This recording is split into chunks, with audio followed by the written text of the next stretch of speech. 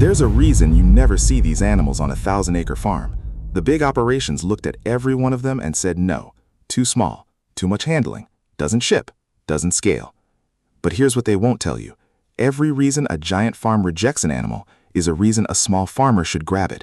The things that make these animals useless at massive scale are exactly what make them profitable in your backyard. These are 8 animals big farmers refuse to raise.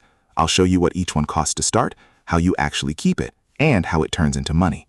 And stay till the end. The last 2 are the ones almost nobody is doing, which is exactly why they're wide open.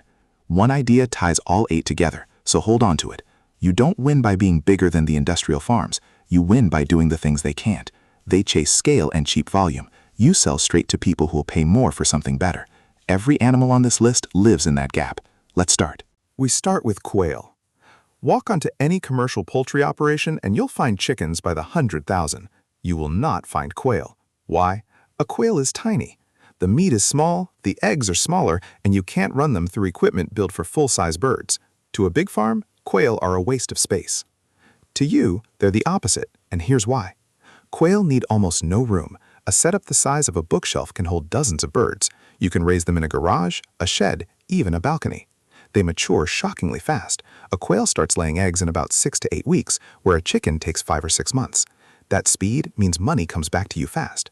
And this is the part the big farms can't touch. Quail eggs sell as a delicacy. Restaurants use them for plating, specialty markets stock them, and certain communities buy them by the tray and pay a premium per egg that no supermarket chicken egg comes close to. The meat sells gourmet too.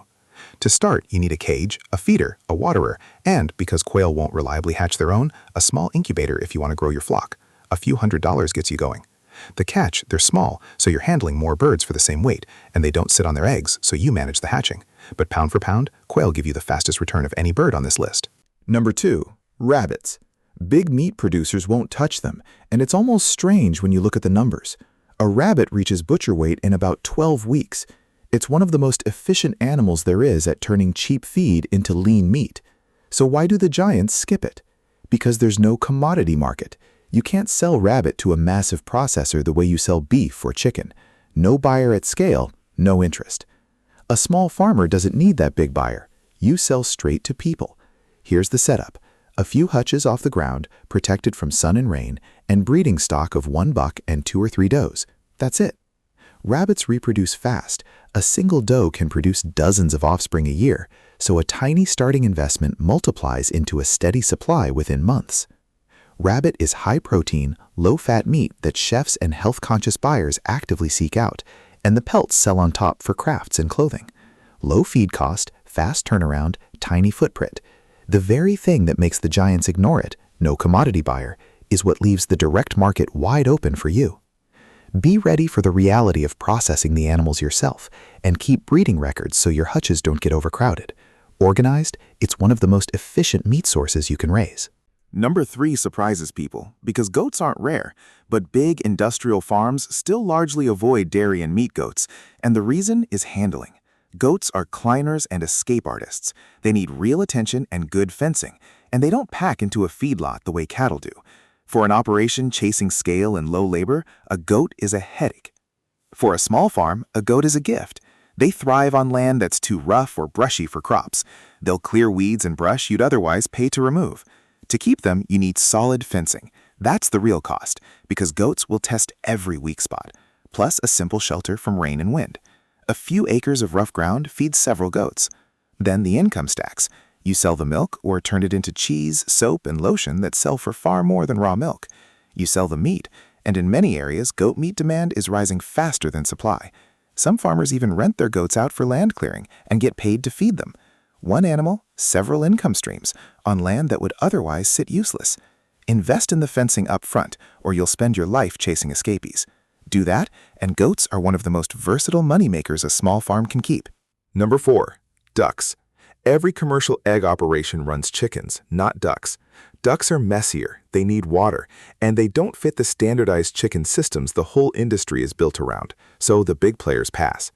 But ducks bring things chickens can't. Their eggs are larger and richer, and bakers and chefs prize them and pay extra. A duck egg makes pastries that a chicken egg simply can't match. Ducks are also tougher. They shrug off cold and many diseases that knock down a flock of hens, and they forage hard, eating slugs, snails, and pests across your land for free. To keep them, you don't need a real pond. A small pool they can dip into is enough, plus a simple shelter at night to keep predators out. You sell into the same direct egg market as chicken keepers, but with a premium product and a hardier bird that needs less babying. Add duck meat, which also sells gourmet, and a small flock pulls real weight. The downside is the mess. Ducks turn water dirty fast, so you'll be refreshing it. A small price for an egg you can charge more for. Number 5. Bees. You'll never see a giant crop farm keeping its own bees as a core business. They'd rather rent hives in for a few weeks of pollination and send them away. Bees are slow, they take real knowledge, and they don't fit the plant and harvest rhythm of a big operation. The learning curve scares most people off. And that fear is exactly the gap. Here's the reality. Bees ask for very little space and almost no daily labor once they're settled. You need a hive, protective gear, a few basic tools, and a starter colony with a queen. Set it in a quiet corner, and the bees do the work. Honestly, the best first move isn't buying gear, it's finding a local beekeeper to learn from, because that shortcut skips most of the mistakes. Then the income comes from several directions at once: honey, beeswax for candles and soap, and a healthy hive splits and multiplies, so you can sell new colonies to other beginners. You can even rent your own bees out for pollination, getting paid for the exact work the big farms pay someone else to do. Startup costs a bit more than the smaller animals, and you must respect the learning curve. But once a hive is established, it's the closest thing to passive income on this whole list. Now we get to the ones almost nobody's doing. Number 6, Guineafowl. Big farms don't bother with them. They're loud, they don't follow the tidy systems built for chickens, and there's no mass market for guinea meat or eggs. To an industrial operation, they're a nuisance bird. But guineafowl earn their keep in ways a chicken never could. They are relentless pest controllers. They'll clear a property of ticks, beetles, and insects without touching your vegetable beds the way chickens do. Farmers keep them specifically to protect gardens and livestock areas from pests and parasites, chemical-free. They're hardy, cheap to feed because they forage most of their own food, and they need little more than a basic coop to roost in at night. The income angles? You sell the keats, the young birds, to other farmers who want pest control. You sell the meat into specialty and ethnic markets where it's prized. And you sell the eggs. They even act as a living alarm system, loud enough to warn off predators and intruders. Low cost in, several ways out.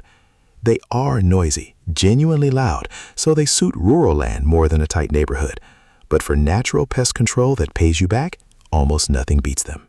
Number 7 is one most people never even think of as livestock: pigeons. Specifically squab, young pigeon meat. Big farms don't raise them because they don't mass produce. A pigeon pair raises only a couple of young at a time. You can't industrialize that.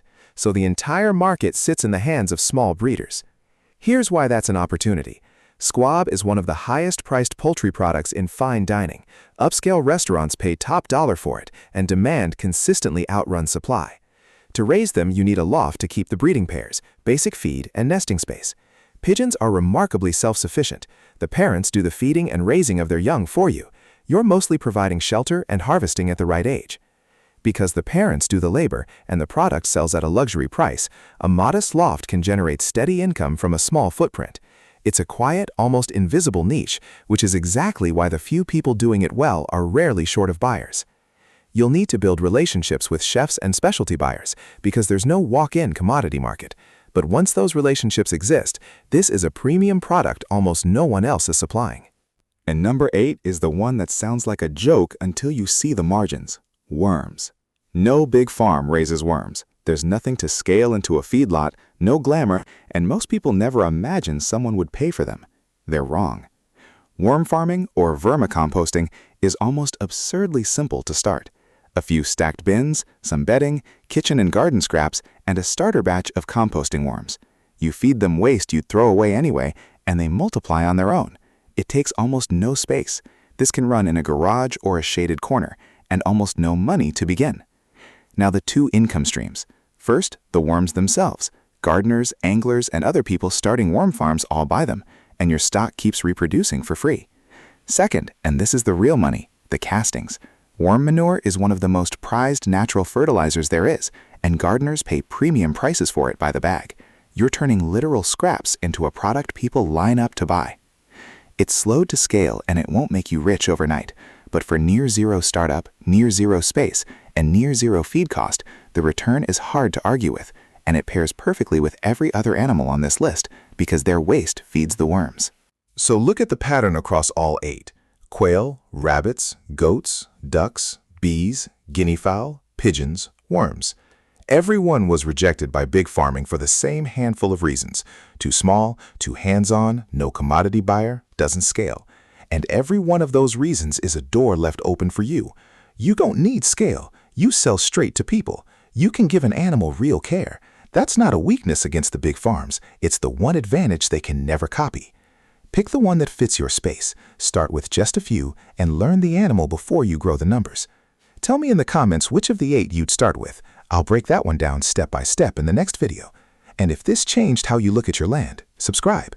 This whole channel is about turning small land into real income. The big farms already told you what they won't raise. Now you know why you should.